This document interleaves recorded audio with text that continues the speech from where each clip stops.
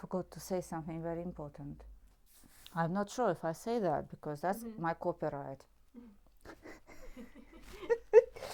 Right, because it's difficult to paint, not go to blind side. I usually cover it with white masking tape and the paper here, so it stays white. And according to that white, I then it helps me to position things. It's not only my perspective of seeing things, but also my perspective of actually seeing when I'm painting the thing. It's not only how I see everything is not just direct white line. Everything is on angle. It is helpful for me just to have that totally cut off from the painting.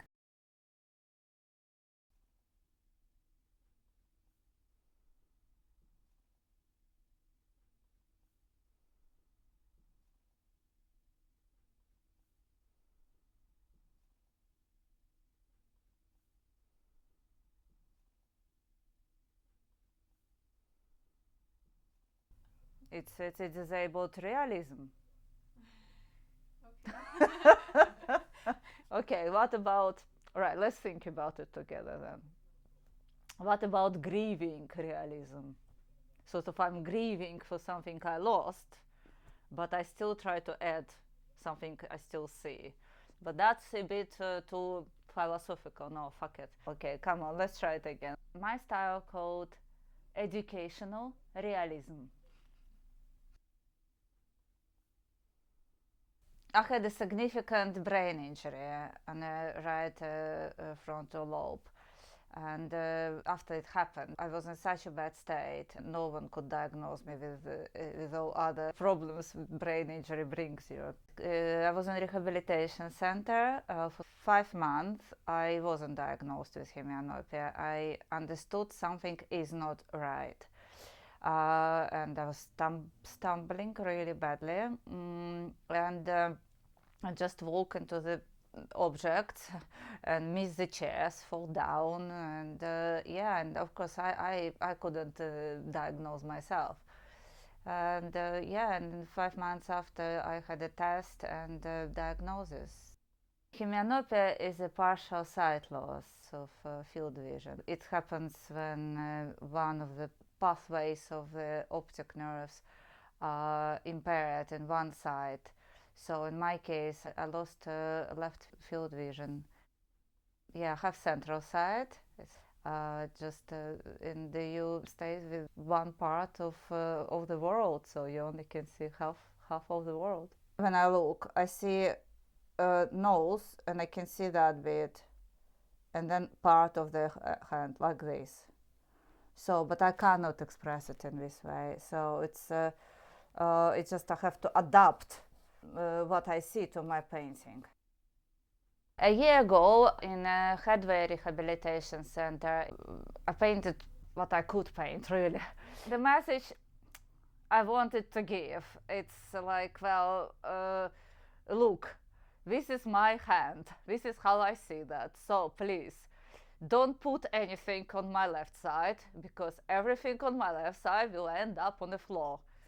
So I try to give this message to support workers, to understand, to assist. I understood that it's useful because it helped me that moment, and I continued. How to show the life I see.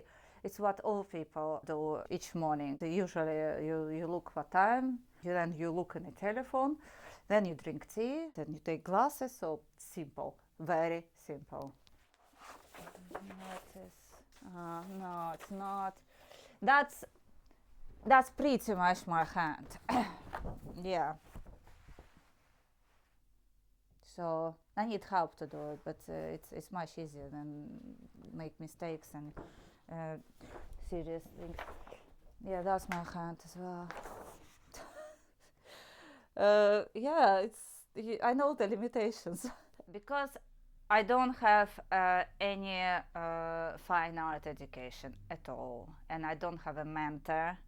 All I tried is kind of art classes in rehabilitation places and all places for people with impairments. So it's kind of use everything you see in front of you.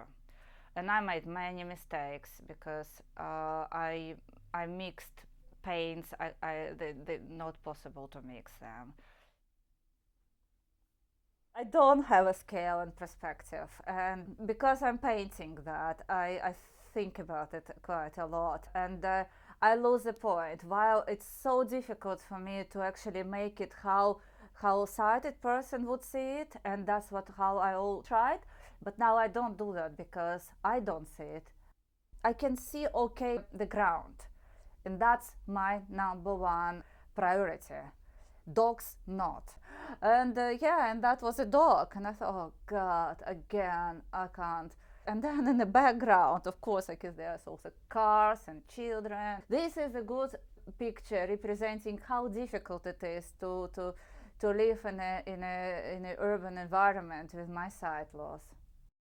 When I walk by mothers with children, I see the picture and I thought, oh my god, it's not in my life, but if it would be in my life, or for those mothers who experience hemianopia, that must be very difficult. Because everything what child sees, you don't see. So child would not ask what you see, and that's just always confusion got into my head. So what I do, the picture is like that. I hold the bunny on my lap, and there is a child coming towards me, asking for bunny. But I need to figure out what else, because there's so many objects on the floor. How do I do that? And is it really what he's asking for? I just sit down, looking straight ahead, waiting for my bus to come, and then it's a hand comes out. Just like that. So from nowhere, because you don't have any sense of, well, it's absent, there's nothing there. They are occupational. Even that bus, the bus is occupational, because then someone's got to tell you that the best position for you in the bus would be just really next, so the arm would not come like that. If I would be most to the window, this is the best position for me. So it's like crazy, like, Telly is working, yeah? So it's like someone reporting something. So it's like, I don't know, something horrible happens, yeah? And there's like lots of cars on the floor. So it's like toys of the child and the ball. So that's the whole perspective of a bit of a messy place, which is dangerous. With the sight loss, you see it's so many elements, and they're all different colors, and that's maybe I doing that to show my the most dangerous place for myself would have been. I wanted to be seen with how it's better for myself to arrange the table, so then I can eat quicker in a way. And this is a difficult arrangement for me. I would not want this in real life like that. The butter would not be put in a white dish. I can't see it. And the forks and knife would be good. They would be different color to the surface of the table. These little elements are very important. It is true when if I have a bread, I don't see what it is, and the perspective here is like, my God, it's someone's hand with the bread, and then it's somewhere butter somewhere there. So it's all just get lost. That's why when I sit down eating, it's a minute of silence, and I understand where things are and what's going on really.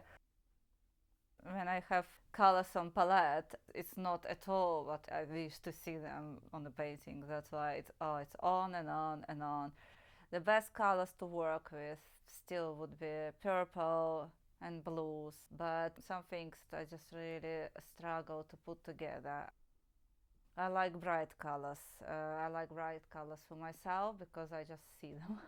And the same as I paint things in bright. But when the things get to similar colors, if it's pastel colors, for me I struggle to see that. Even when people I meet wear the same colors. soap is invisible because it just puts down white on white. I don't see it. And everything should give the message that it's too many elements. They come together, and when you brush in the teeth, you can't see what next you need to do and where the thing is. You would think I do because that's all on the right side, but no, it get lost. It get lost in action. I had a facial palsy, so I couldn't see the end of my lip at all, and that was very difficult for me. But now I practice and I train and I had help, and I'm much better. So I accept my face, and I really do like now that I can actually see the lip. So and yeah, this is the image I see every morning before I leave the house, and yeah. Painting is a therapeutic for me, especially self-portrait, when only could see the palsy part of my face and I could not see myself. Did not want to accept, like it, or do anything with that Katya I am now. But now, yeah, self-portrait, it gives me more clues that this is me. Yeah, this is me. This is my hand, and yeah, I need to work more and more towards accepting myself, become more confident. Usually in a world, especially world of art, people paint some beautiful thing like landscapes and flowers and or animals. Probably it's not even because of my side, but because of my character. I'm quite limited. I just don't find the half of the landscape inspirational. But when I also been ill very long time with nothing I could see apart from the curtain and the window and the plate to eat. So there were days and days, then this is all I could see. And I tried and I hardly could, but I did find it inspirational. So this is how, even if your life is very difficult and that's all you can see is only the window sill or the carpet, still you still can find life there, and you can still find the colorful interactions. It's very good. It's very nice. But you got all my secrets now. I want my copyright. What? Yeah, I do. Gonna sell it to companies, you know. Making hemianopia art. That's my logo, isn't it? When I am a hemianopia artist.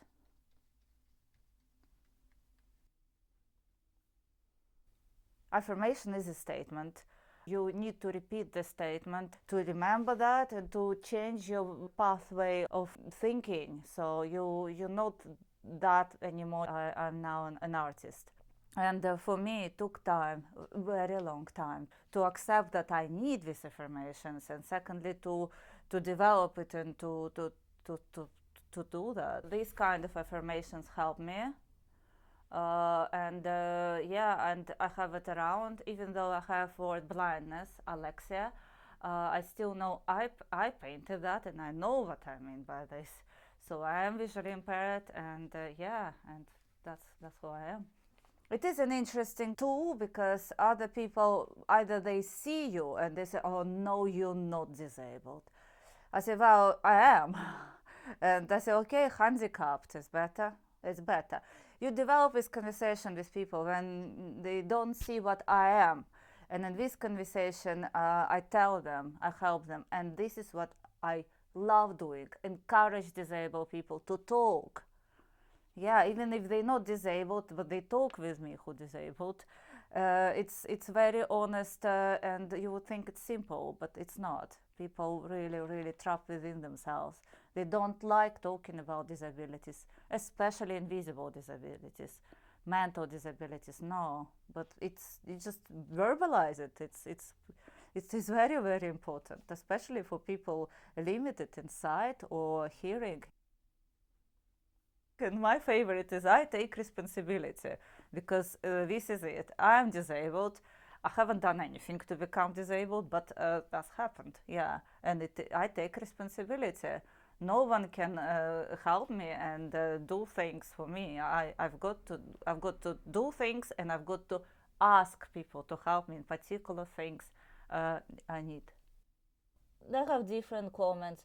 Some comments is like, Katya, I like your painting, but I don't like you, right? Hemianopia on it. That only if you wouldn't do that, that would be much better.